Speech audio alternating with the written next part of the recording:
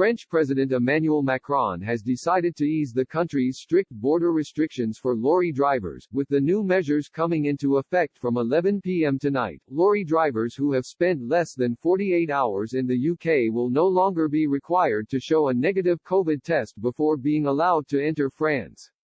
Transport Secretary Grant Shapps had previously criticized the rule as adding a layer of bureaucracy to the cross-channel journey. Hauliers had been required to prove they have tested negative since the border with France reopened in December. They are obliged to take a COVID-19 test before arriving at outbound ports, such as Dover or the Eurotunnel.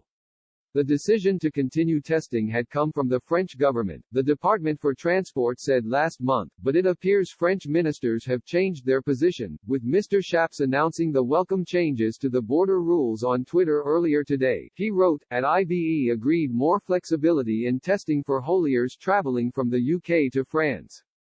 From 11 p.m. tonight, lorries returning to France from UK having spent less than 48 hours in the UK will no longer require a coronavirus test."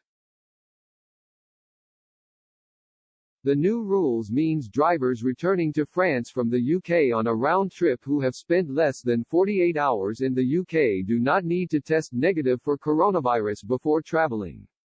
Cross-channel operators will give drivers evidence of the time of their trip to the UK, which can then be shown at check-in for the return journey. French authorities will also recognize proof of a negative coronavirus test taken in Ireland if the test was taken less than 72 hours before departure from the UK for France.